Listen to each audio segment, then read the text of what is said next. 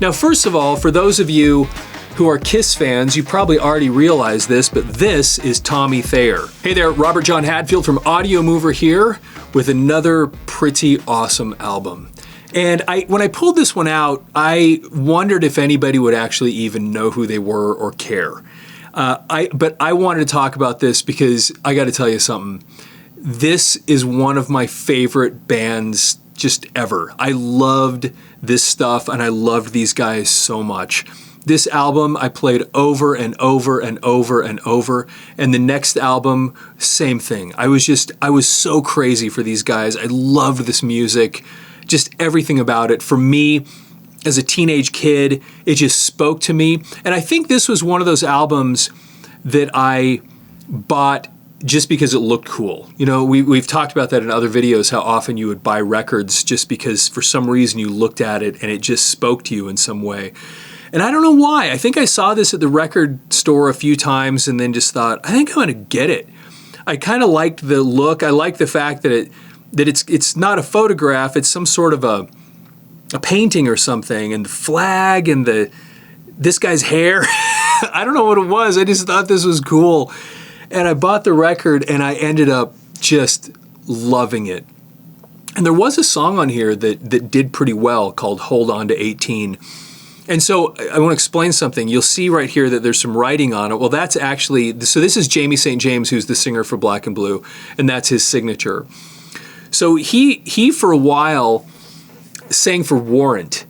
And I don't know when it was, I think late 90s, when all these 80s metal bands couldn't get anybody to show up to their shows.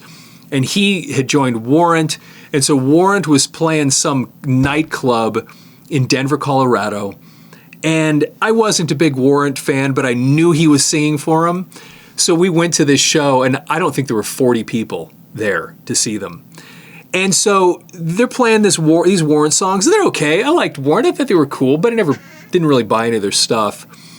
And then in the middle of the show, they bust out Hold On to 18, and I think I was the only person in that place who had any idea what they were playing, but I was so excited I could barely contain myself. That I'm standing there in the same room with Jamie St. James singing Hold On to 18. And to give you an idea of how small the show was, when it was over, they all sat at a folding table in the back of the room signing autographs for the 20 people that wanted them. And I brought my record with me like a good like a good teenage fan. I wasn't a teenager, I was in my 30s at that point, something like that. And I just, or 20s? Yeah, I was in my late 20s. That's what I would have had to have been. Anyway, I was so excited. I met Jamie St. James, got his picture, and had him sign this thing. And it was just, for me, you know, it was just kind of awesome to get that.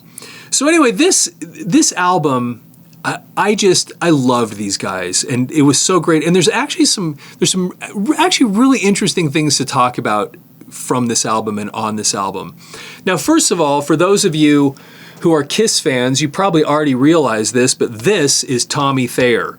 Tommy Thayer, this is what he originally was doing. He was in Black and Blue, and he wrote a lot of these songs, and this was his band. And so now Tommy Thayer, as you know, he's the guitarist for Kiss. He's a hired gun. He's wearing Ace Frehley's makeup and costume. So if you go see Kiss in concert today, this is who's playing the guitar. It's not Ace Frehley, but which I'm not a fan of. But we can talk about that another time. I actually loved him in this band so much. That's part of it where I go, man, I don't like seeing him in Kiss even just because I liked him so much more here. I don't think they made much money or got far with this, though. Although Black and Blue, I think, goes and plays on Kiss Cruise now because Tommy Thayer and Gene Simmons actually produced one of their, I think it was their third or fourth. Anyway, Gene Simmons actually ended up working with him and producing him. Anyway, that's how Gene met Tommy Thayer in the first place.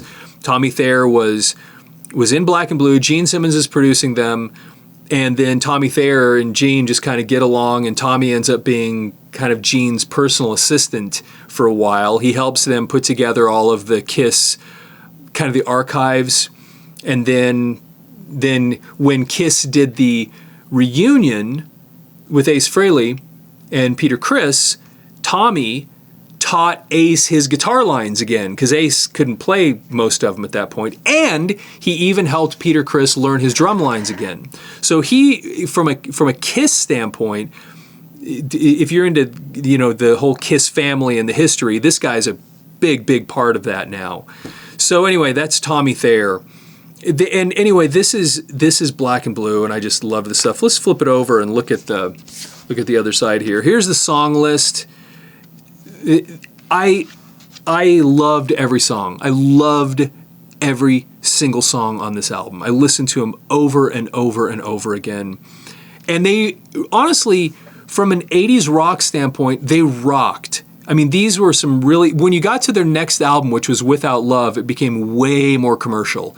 This was a lot more in-your-face rock and roll than the next one was. That one got very poppy, although I loved that one too. The Strong Will Rock, School of Hard Knocks, I mean, this whole thing was just fantastic. And there, of course, on the first side is Hold On to 18. If you haven't heard the song Hold On to 18, go listen to the song Hold On to 18. It's a classic 80s rock kind of anthem. It's a great song.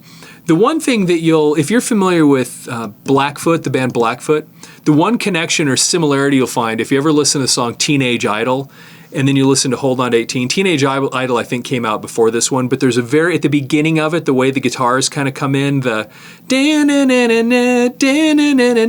they're very similar between the two, the little guitar hook, whatever.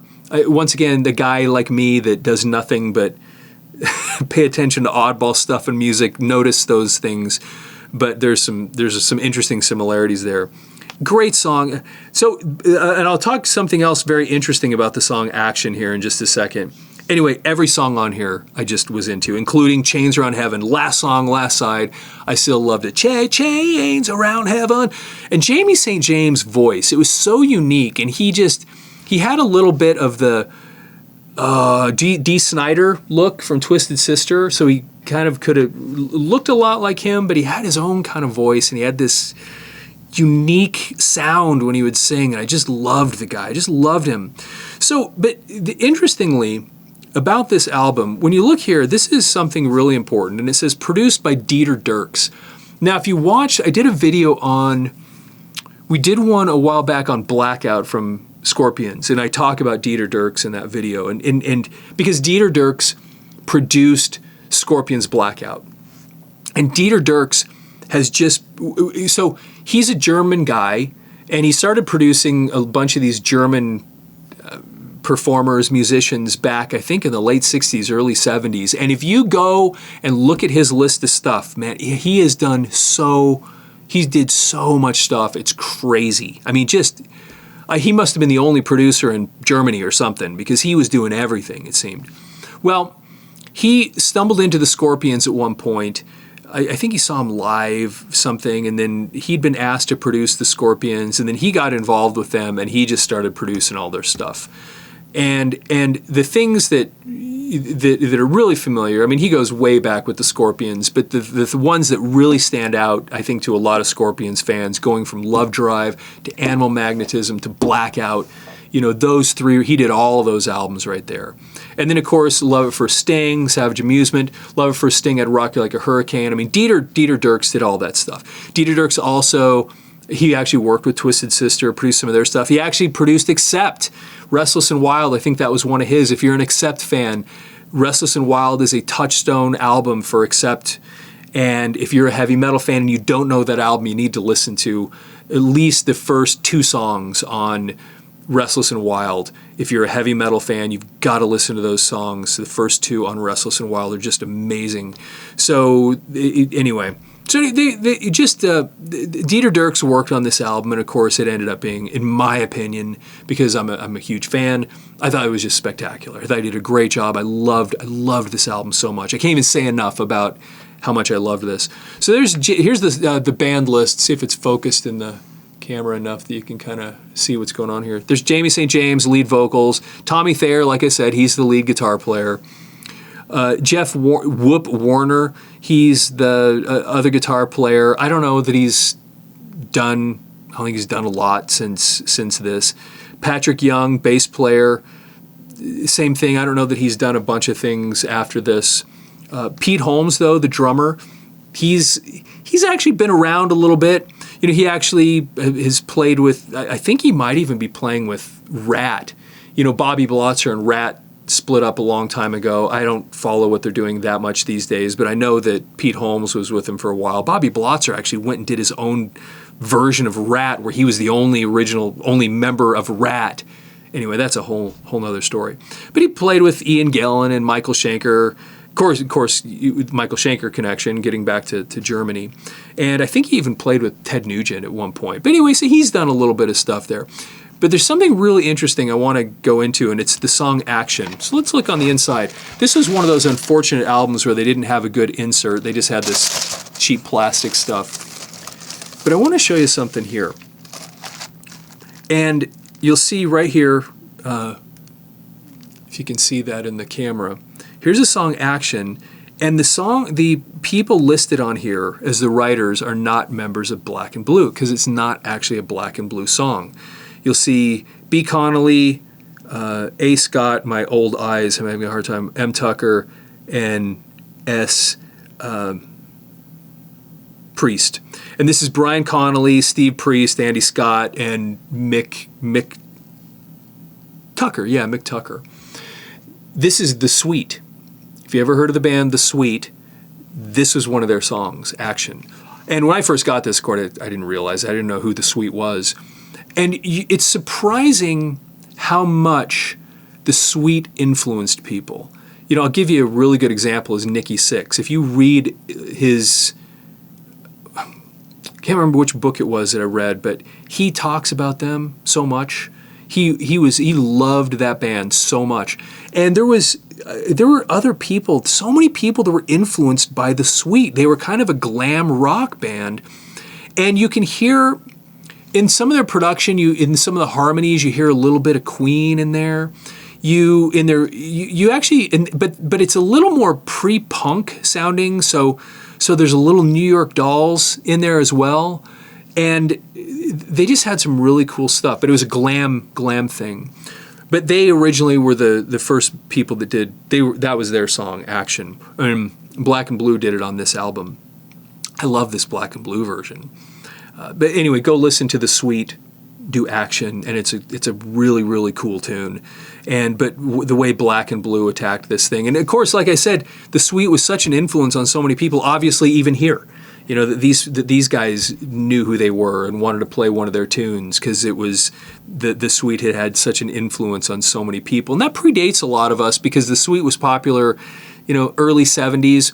And you know, even though some of us have picked up on things that happened in the previous generation, there's a lot of stuff that we all missed out on. But the generation just older than us, you know, that Nikki Sixx came from, were highly influenced by those guys. So hey, if you like these videos, please right this second hit the like button and subscribe to this channel whatever you're watching this on. And of course, Audiomover. If you have any old audio and video tapes, please go to audiomover.com and we can convert those for you if you know somebody that does. And if you want to support what we're doing here and you like these videos that we're making, because we make them about records and we make them about tapes and all kinds of old media, that's a great way to support us. Is just go to audiomover.com and send your old audio and video tapes into us, and we'll get them converted to digital for you. And so this is... But anyway, because I got to be honest with you, I have so much fun talking about this stuff because I've got all this like data up here that I need to get out somewhere. And some of the guys that work at the studio, just about everybody here is way younger than me, and so it gives me an opportunity to. I think they get greatly bored when I start data dumping all this information on them, and I'm glad that there's a bunch of people out here in YouTube and TikTok and Instagram, Facebook land, and wherever other platforms we're on that enjoy this kind of thing and that came from that era and that can appreciate the art, you know, what we had back then and how cool this stuff was. And you know that you would go to a records store and you would buy an album just because it looked cool, you know, and then you'd take it home, and sometimes they weren't. Sometimes they were terrible. I have plenty of those. I have a a ton of records like that. I'll have to get some out where you bought it because it looked cool and you get it back and you go, wow, this is terrible. This wasn't one of them. This is one that just really, it shocked me how much I loved it. And then they just went on. They kind of, the second album, Without Love, I loved. I thought it was just amazing. I think the next one after that, see, I lose track because I bought the next one and then it didn't do it for me anymore. But I still kept buying them. I bought the next one, which I think was Nasty Nasty. I could be wrong about that. Then they had another one after that.